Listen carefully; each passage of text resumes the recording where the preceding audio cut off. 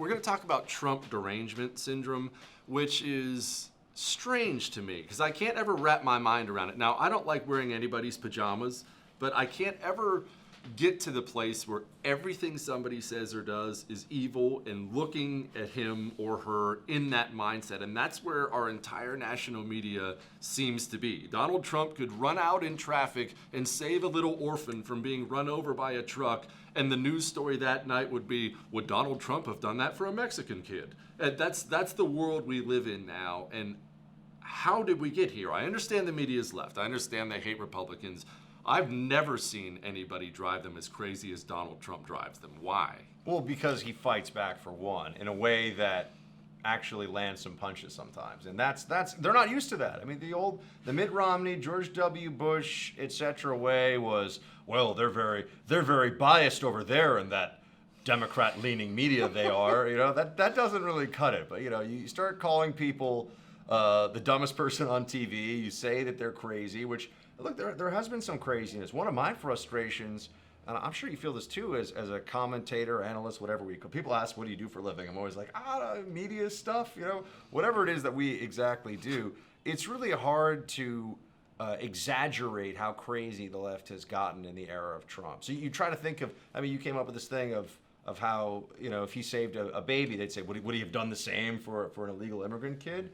They do things like this on a regular basis, While people are dying in storm, Trump holds press conference. It's like, okay, well, what else is he supposed to do?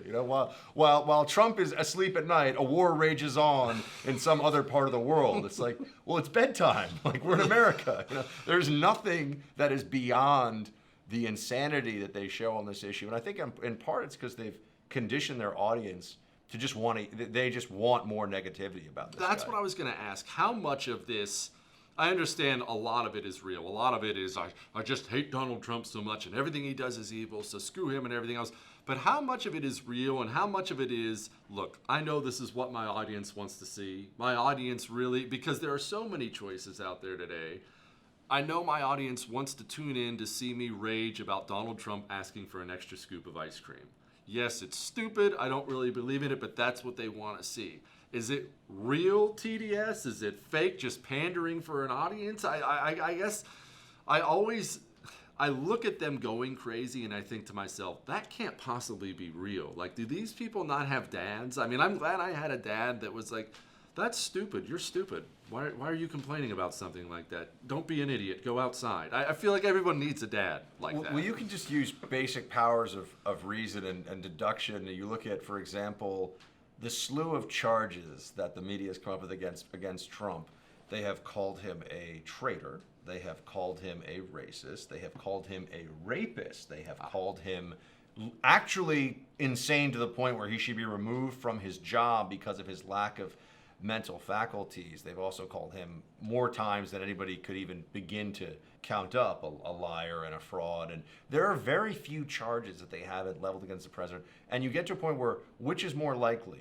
That all of these things are true, or that they've completely lost their minds and so everything is true to them. And when you take that approach, I think you see, oh, okay, so they'll just believe anything about this guy because they've decided that that's an easier sell for their audience. I also think for a lot of journalists, Trump is an attack in their minds on who they think they are. Journalism comes with some interesting. As somebody we're roughly in the journalism business. Not really, but we're kind of in the journalism business. The people I come across all these left-wing activists who work for ABC, CNN, CBS, you name it, right? New York Times, Washington Post. They still think that what they're doing is speaking truth to power. They still think that, for example, on the anniversary of 9/11, the New York Times editorial page, only having one editorial having anything to do with 9/11 and it being about the problems of Islamophobia, they think that that's just objective editorial decision making. That's how they should put all this together. So when you're that disconnected from reality, how do you really have a conversation with somebody? I don't know.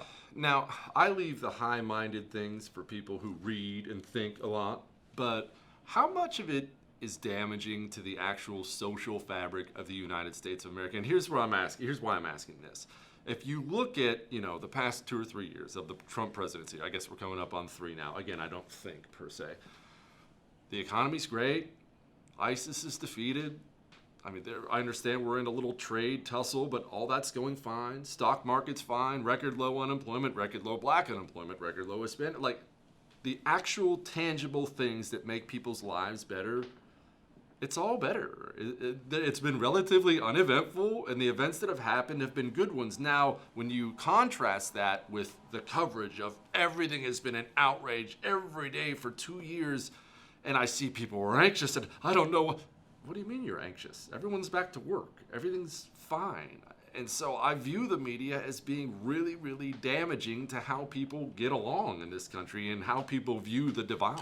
I'm actually surprised that outrage fatigue hasn't set in among more people at this point. I think it's real. It's there because when everything Trump does is literally worse than Hitler, it's tough to feel like anything is really worse than Hitler that Trump does anymore, no matter who you are, whether you're a Trump supporter or not.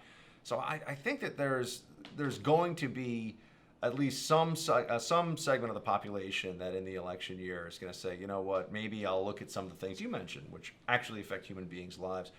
But they're so dug in at this point. I don't think that CNN, for example, has gotten the memo that it's never going back, meaning there's never going to be the old perception of this is a neutral journalistic enterprise that doesn't really push for one side or one set of ideas or the other. If only Trump were gone, everyone would think that's never happening again. These institutions of media have become propaganda organs that are constantly at war with each other. And or I should say, a few of them are at war with all of them, and then there's just obviously a whole mass of them that are all on the same side on the left. So I do think that's Trump Derangement Syndrome has made that more apparent. It's solidified that more. But that's been a trend that's also been happening for a long time, right? I mean, people have realized that the lockstep that the libs tend to march in from the media is not a new thing, and it's not a good thing just from the perspective of getting truth and factual information, which is what we're supposed to be doing in the media world. But I think there's a lot less of that than everybody wants there to be.